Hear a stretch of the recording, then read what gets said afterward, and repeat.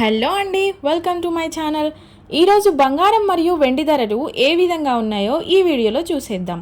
పసిడి ప్రియులకు శుభవార్త అని చెప్పొచ్చు. ఎందుకంటే బంగారం మరియు వెండి ధరలు రోజు రోజుకి తగ్గుముఖం పడుతున్నాయి. ఈరోజు 10 గ్రాముల స్వచ్ఛమైన బంగారం అనగా 24 క్యారెట్ల బంగారం ధర 72,550 రూపాయలుగా ఉంది. అలాగే 10 గ్రాముల 22 క్యారెట్ల బంగారం ధర 66,500 రూపాయలుగా ఉంది.